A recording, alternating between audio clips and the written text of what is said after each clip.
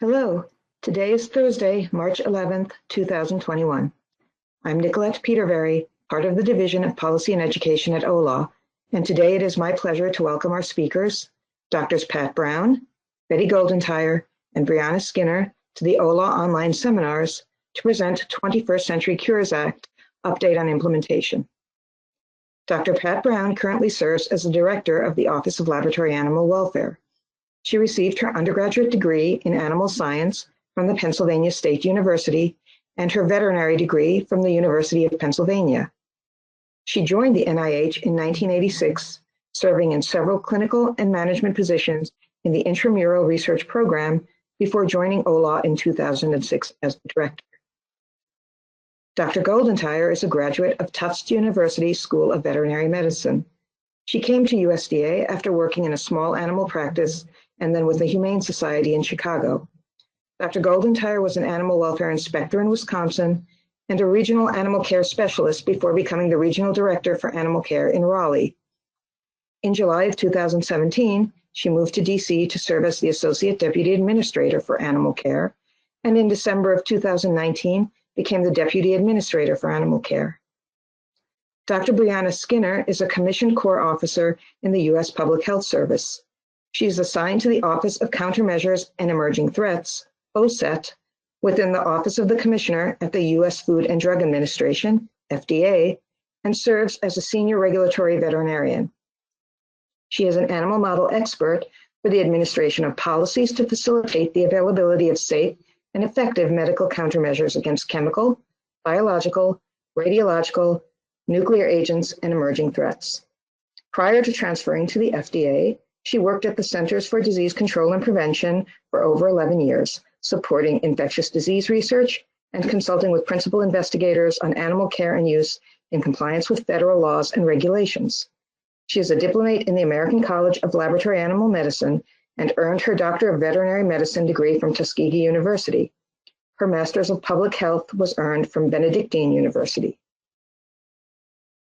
It is my pleasure to welcome you to the OLAW online seminar, and now to hand the microphone over to Pat. Hello. Let's start with what is the 21st Century Cures Act in a nutshell. It's comprehensive legislation that was passed back in December 2016. The overall intent of the law is to advance biomedical research from basic research through to advanced clinical trials, and also to streamline the drug and device approval process to bring treatments to patients faster. Next slide. For our interest today, Section 2034 of the law mandates federal efforts to reduce administrative burden for researchers. Part D of Section 2034 assigns NIH as the lead agency in cooperation with the USDA and FDA to focus on animal care and use in research. Next slide. What does Section 2034D specifically ask? It says that not later than 2 years after the law was enacted, the director of the NIH, in collaboration with the Secretary of Agriculture and the FDA Commissioner, will complete a review of applicable regulations and policies for the care and use of laboratory animals, and make revisions as appropriate to reduce administrative burden on investigators while maintaining the integrity and credibility of research findings and protection of research animals. Next slide. Following the passage of the law, the NIH convened a working group in February 2017. The working group was made up of the members of the standing committee that represents the NIH, FDA, and USDA under the Memorandum of Understanding between the three agencies concerning laboratory animal welfare. At its first meeting, the working group decided to start their effort by reviewing relevant regulations and policies. This occurred over the course of 2017. The working group held listening sessions and meetings in 2018 to explain the requirements in the Act, provide updates on the working group's progress, and encourage the research community, other stakeholders, and the public to provide their individual ideas for how to meet the requirements of the law. In March 2018, the working group released a request for information, or RFI, for public comment on preliminary suggested actions that the working group had identified to improve the coordination and harmonization of the regulations and policies. That RFI received over 19,000 comments. Based on those responses, the working group released a draft report in December 2018 with a 90-day comment period. Based on the further input received from stakeholders about the draft report, the agencies issued the final report in August 2019. Next slide. You can find the final report on the web address listed on this slide. It's on the OLAW website in a page dedicated to the 21st Century Cures Act. Now I'd like to focus on the progress made by NIH in carrying out the report's proposed actions, beginning with guidance and policy updates. Next slide. So where are we in updating OLAW's guidance and policies? OLAW has developed updated guidance on 3 of the action items for NIH identified in the working group's report on reducing burden. These 3 proposed changes were available for public comment in the summer and fall of 2020 and were announced through notices in the NIH Guide for Grants and Contracts. The most recent of these presented proposed changes in the instructions to the Domestic Animal Welfare Assurance to support the use of the ALAC program description elements. This RFI asked for responses to consider whether select elements of the ALAC program description are relevant to the associated part of the OLAW assurance and identify any concerns. The next notice sought input on OLAW's proposed clarifying guidance regarding the institutional responsibility to ensure that the research described in NIH grant applications and contract proposals is congruent with corresponding protocols approved by the IACUC. This proposed clarifying guidance was coordinated with the NIH Office for Policy on Extramural Research Administration, the office that oversees NIH grants policy. And the third notice asked for input on 10 identified flexibilities available for conducting semi-annual animal facility inspections. Because this guidance impacts both OLAW and USDA overseen institutions, USDA has reviewed and concurs with the proposed guidance. In summary, final guidance on all 3 of these policies are expected this spring, 2021. Next slide. OLAW is working on, but as yet to be released, proposed guidance and resources on the following topics that were identified for NIH action in the report. This includes expanded use of designated member review for protocol review and use of veterinary verification and consultation for certain significant changes to approved protocols. Also, what is exempt from IACUC review, the options for IACUC review of non-pharmaceutical grade substances, non-compliance reporting requirements for what is reportable to OLAW, what not to report, and what to include in the report. And lastly, clarifying the requirements for IACUCs to report departures from the guide in the semi-annual report to the institutional official.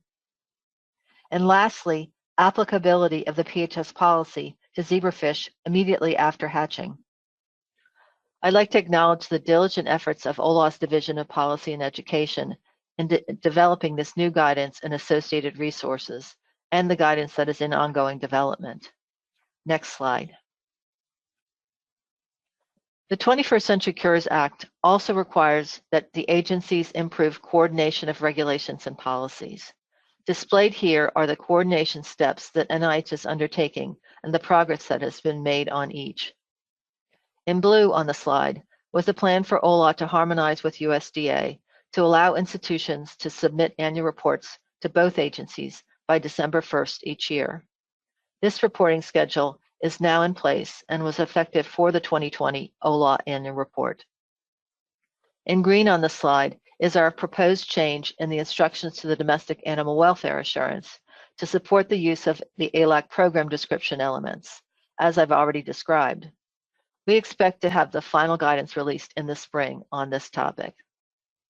In purple, we have implemented a minimum of 60 days for comments on proposed policy and guidance changes. An example is the 60-day comment period on the 2020 update to the AVMA guidelines for the euthanasia of animals, and our 3 2020 requests for information that all allowed a 90-day comment period due to the pandemic. In red is a proposed update to OLAW's disclaimer on issued policy guidance. This has not yet been undertaken due to the change in the administration and pending guidance on whether agencies are to implement former President Trump's Executive Order 13891 and the related Office of Management and Budget Memorandum on the use of guidance documents to clarify existing or new regulations. Next slide. Here are some other coordination activities that are ongoing. We have included the Department of Defense and the Veterans Administration in meetings with OLAW, USDA, and FDA to discuss harmonization efforts. As a result, both agencies are making refinements to their policies to better align with the Animal Welfare Act and PHS policy requirements. These agencies are also participating in the new initiatives of the Federal Demonstration Partnership that I will discuss later. Through our support for the educational activities of the iCare Project, IACUC 101, the Scientist Center for Animal Welfare, PRIMER, and the IACUC Administrators Association, OLAW is actively engaged in supporting the continued development of training to assist IACUC members, IACUC administrators, and institutional leadership in reducing self-imposed administrative burden on investigators. In addition, Dr. Axel Wolf, OLAW's Deputy Director, serves as the co-chair of the Animal Care News Subcommittee of the Federal Demonstration Partnership. The FDP is supporting the creation of the Compliance Unit Standard Procedure Repository, known as CUSP, that will contain standard procedures used for research with animals.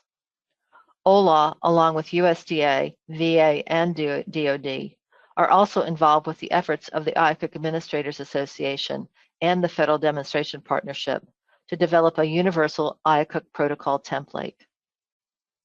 OLAW plans to continue our support and engagement with the IACUC Administrators Association to provide resources to IACUCs to integrate common practices into their institutional processes to continue to reduce administrative burden on investigators.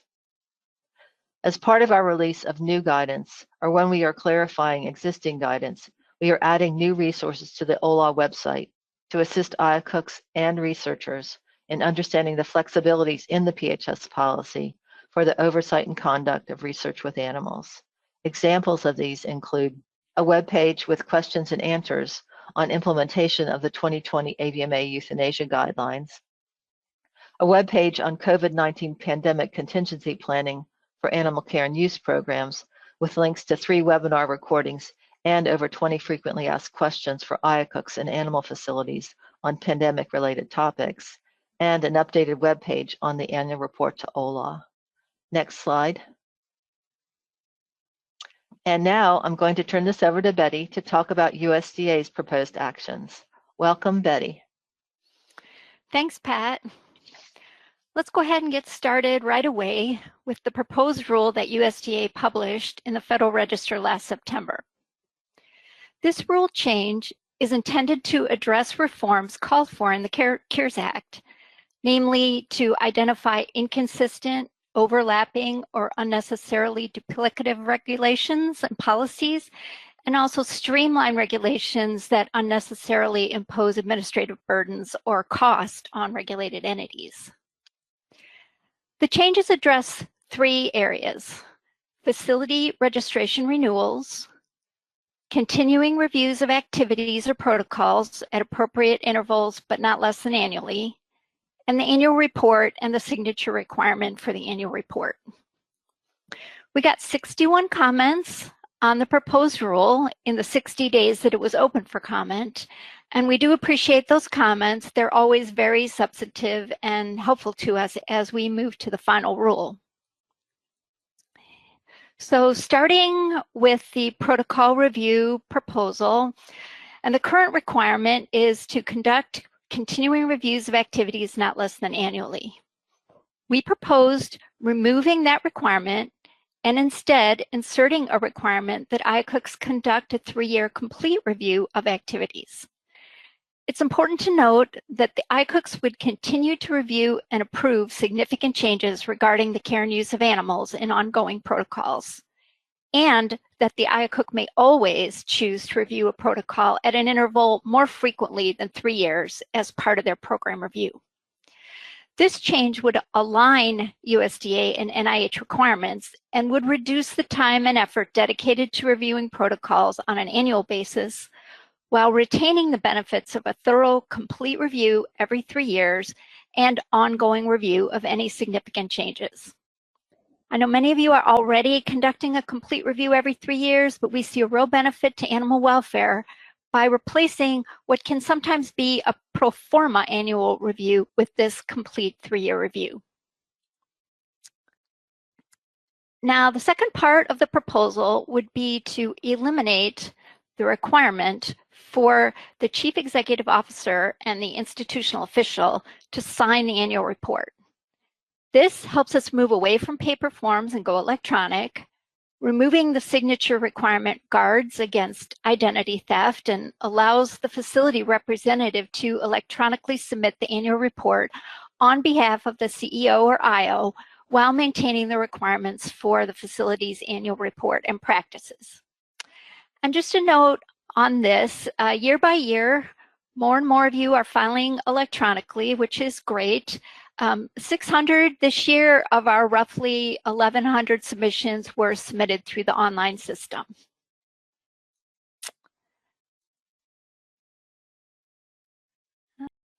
The last piece of the proposed regulation, 2.30, proposes to eliminate the need to review the registration every 3 years.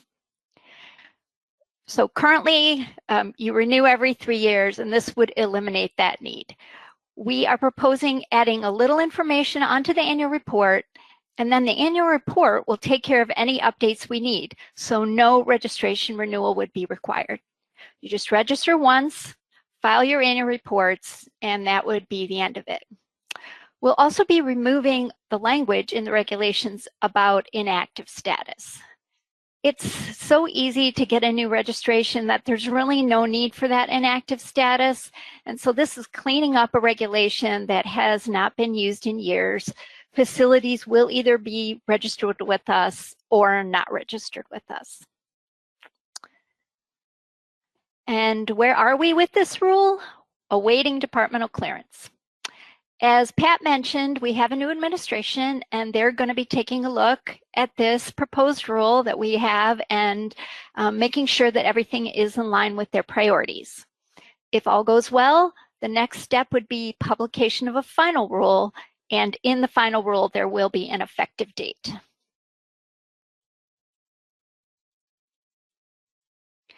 Now on to some other ways to reduce burden. As Pat mentioned, we want to increase flexibilities and make sure we have good guidance available, particularly with regard to the semi-annual facility inspections.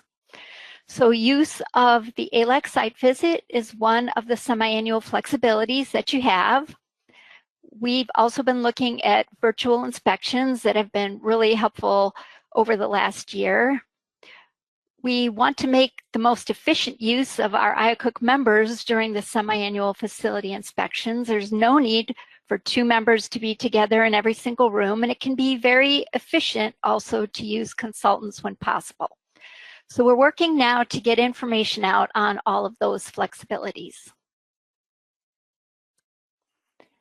So for reporting, I did talk a little bit about the online portal, and as Pat mentioned, we're now on the same reporting schedule, and we will be exploring the development of a single portal to make it even easier for everyone.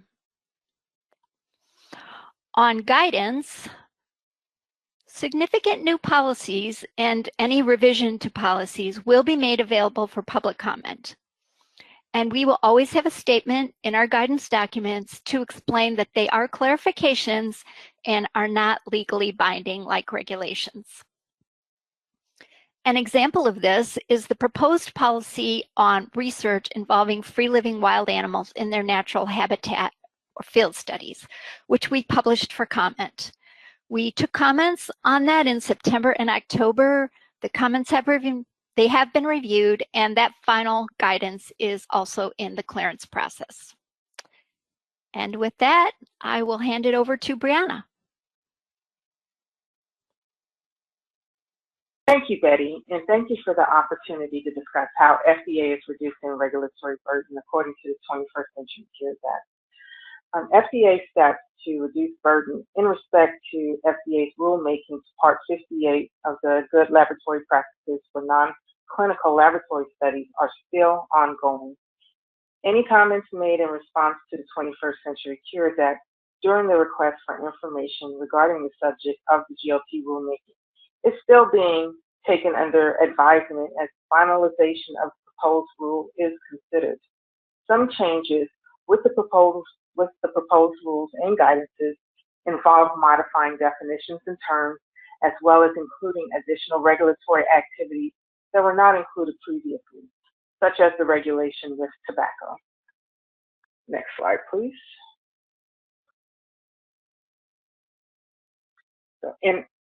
So NIH OLAW, in consultation with FDA, plans to review and update the guidance on non-pharmaceutical grade compounds to further clarify options so IACUC can review, just as mentioned previously.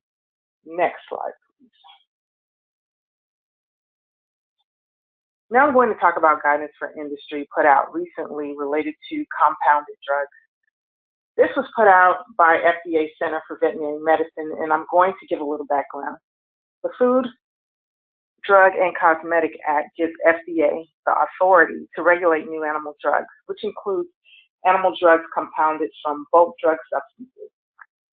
The Food, Drug, and Cosmetic Act does not differentiate based on how and where the animal drug is produced to determine the scope of FDA's authority over pre-market approval and other requirements for animal drugs.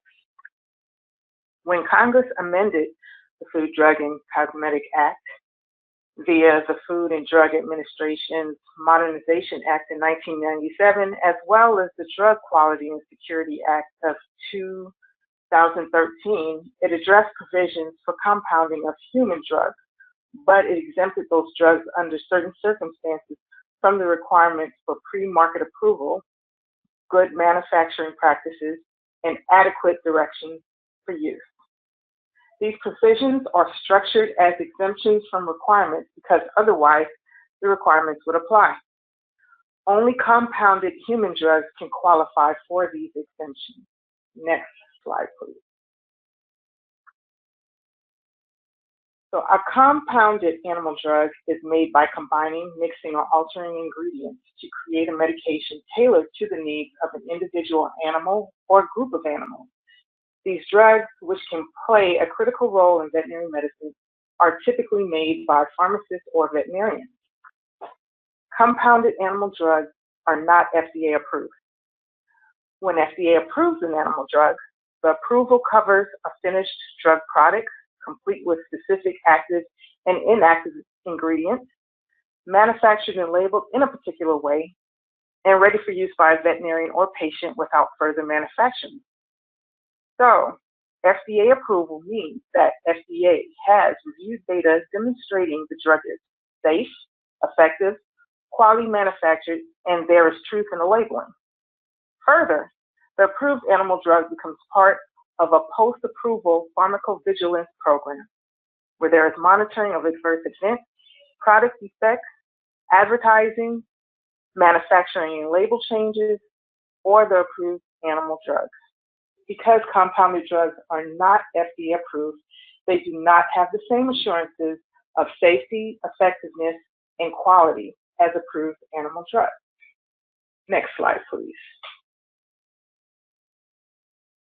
Nevertheless, these compounded drugs are important in veterinary medicine because veterinarians treat a wide variety of animal species with a wide variety of conditions, and there aren't always approved drugs that can be used. In those situations, veterinarians may turn to a compounded animal drug to provide treatment. Sometimes the drug is compounded using an approved animal drug as the source of the compounded drug's active ingredient. In other cases, the drug is compounded using a bulk drug substance, such as a raw pharmaceutical ingredient that becomes the active ingredient in the compounded drug. When an approved animal drug is used to compound other animal drugs, there is greater assurance that the active ingredient is of sufficient quality because it has been evaluated as part of the approval compared to an animal drug compounded from a bulk drug substance that has not been evaluated. The Food, Drug, and Cosmetic Act permits compounding of animal drugs when the source of the active ingredient is finished FDA-approved drug. However, in contrast, animal drugs compounded from bulk drug substances are not lawful under the Act. Nevertheless, there are situations in which a needed compound animal drug can only be made using a bulk drug substance. Animal drug compounding is a priority for FDA's Center for Veterinary Medicine, where the mission is protecting human and animal health. Compounding from bulk drug substances is a significant animal health concern because these drugs and their active pharmaceutical ingredients have not been evaluated for animal safety, effectiveness, human user safety, or human food safety. Certain compounded animal drugs may present safety concerns for the person administering the drug or to the people who are in contact with a treated animal. There have been cases of bulk drug substance compounded products causing illness and death in animals due to inappropriate levels of an active ingredient and or bacterial or fungal contamination of the product. The Center of Veterinary Medicine and FDA believes that the animal drug approval process protects human and animal health by making available animal drugs of proven safety, effectiveness, and quality, but also acknowledges that there are circumstances in which only appropriate treatment option for an animal is a drug compounded from bulk drug substances. Next slide, please. To balance these concerns, on November 19, 2019, the Center for Veterinary Medicine issued a draft guidance for industry, number 256, titled Compounding Animal Drugs from Bulk Drug Substances. The draft guidance, if finalized, would describe our animal drug compounding enforcement priorities and advise veterinarians, pharmacists, and the public on circumstances under which FDA does not intend to take action to certain violations of the Food, Drug, and Cosmetic Act when pharmacists and veterinarians compound or oversee the compounding of animal drugs from a bulk drug substance. Next slide, please. What FDA is most concerned about with compounded drugs are four factors. The first two are in this slide, which are bulk substances that present human or animal safety concerns and those used in food animals. Next slide, please. They are also concerned with copies of approved, conditionally approved, or index marketed animal drugs, and if the drugs are compounded using a patient-specific prescription. Next slide, please. So if the drug guidance is finalized without significant changes, veterinarians would be able to write patient-specific prescriptions for animal drugs compounded from bulk drug substances for non-food producing animals as long as, among other things, the patient or group of patients is identified on the prescription and the compounded drug is not a copy of an FDA-approved product. Next slide, please. The draft guidance would also establish a list of bulk drug substances that can be used to compound off-the-stock veterinarians needs to have on hand for emergencies, to treat non-food producing animals, or antidotes for food producing animals. But this list does not apply to compounding from bulk drug substances for patient-specific prescriptions. Next slide, please. When the proposal for the guidance for industry number 256 was made public, the Center for Veterinary Medicine at FDA received over 1,400 comments. CVM is currently reviewing those comments, which include submissions from the American Association of Laboratory Animal Science, as well as the Office of Laboratory Animal Welfare. So, in summary, you can see that the three agencies are making progress on the actions described in the report and will identify additional areas to protect animal welfare while reducing unnecessary burden on researchers. Opportunities for public comment will be offered as we continue to develop our new guidance and policy. We intend to evaluate the outcome of the effort to reduce administrative burden while maintaining scientific integrity and animal welfare. And that's all I have. Thank you. Thank you, Brianna. Now we'd like to address a few questions we received from stakeholders before the webinar. The first question is for OLAW, and it states, how will you engage with stakeholders while implementing the 21st Century Cures Act action items?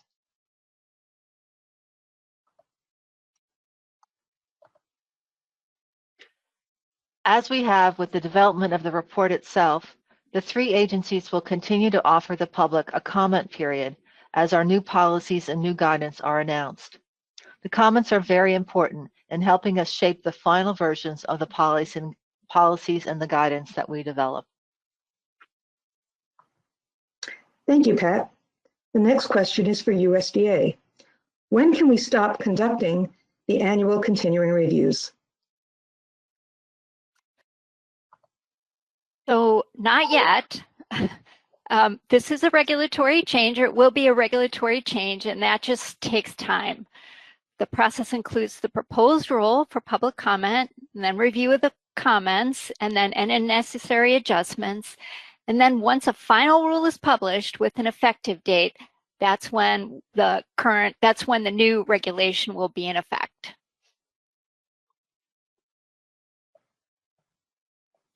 Thank you, Betty. Here's another question for USDA. What is the status of the USDA Animal Care Policy Manual revision and opportunity for public comment? Since the delays have been so extensive, leaving animals vulnerable, would USDA consider a more prudent and practical process?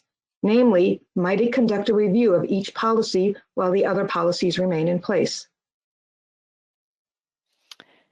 We're going to be moving very deliberately and transparently, reviewing any policies or technical notes and giving an opportunity to comment, like the example with wildlife studies I gave earlier. Once we've completed reviewing all the comments and make sure there's no added burden or regulatory overreach, then we'll post them as they are approved. Some of the previous policies we have found are no longer needed, and they probably won't come back. But we do recognize that some of those topics that we had in the policy manual were helpful, and we will be working through those. Thank you, Betty. Here's a general question for the working group. How do you intend to evaluate the working group's ongoing efforts to reduce administrative burden? I'll take this one. The plan is to enlist an evaluation team to gather input from researchers, IACUC members, and animal care and use program representatives. Our plan is to engage with key representatives from scientific and professional organizations and use their leverage with their constituents to develop and distribute the surveys and gather information on the effectiveness of the agency's actions and reducing the administrative burden on researchers. Thank you, Pat. Here's another general question for the working group. How will the process to reduce regulatory burden ensure that animal welfare best practices will never be at the expense of reducing administrative burden or political expediency? The working group from the very beginning of this effort has always made the top priority animal welfare. We will continue to keep animal welfare at the most important place it needs to be, which is at the top of the list. Thank you, Pat. Now we have a few questions for FDA. At what stage are the GLP rules under review, and when will the next version of the GLP rules be available for review by the public? Brianna? FDA is still reviewing comments to the proposed rulemaking. FDA will coordinate with NIH and USDA as per our memorandum of understanding for the final clearance before the final rule is published. Thank you, Brianna. Here's another question for the FDA. What act gives the FDA statutory authority to regulate new animal drugs? The Federal Food, Drug, and Cosmetic Act gives FDA the authority to regulate new animal drugs, which includes animal drugs compounded from bulk drug substances, as we discussed with the new draft guidance for industry that was put out by the Center for Veterinary Medicine. Thank you, Brianna. One last question for the FDA. What draft guidance, if finalized, would describe the FDA's animal drug compounding enforcement priorities? The draft guidance for industry number 256, which is titled Compounding Animal Drugs from Bulk Drug Substances, if finalized, would describe FDA's animal drug compounding enforcement priorities.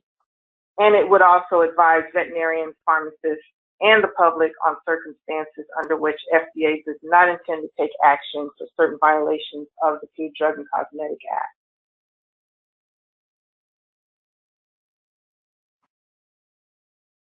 Thank you, Brianna. We've come to the end of the questions that were sent in advance of the webinar. Thank you for these interesting questions on an important topic. If listeners think of additional questions in the next week, please send them in to us and we will ask Pat, Betty, and Brianna to answer them and then amend them to the end of the transcript, which we will be posting on the OLAW website. My thanks to all of you, Pat, Betty, and Brianna, and especially our participants. You've been incredibly generous with your time. We look forward to meeting you again at our next webinar to be held in June 2021. Thank you and goodbye.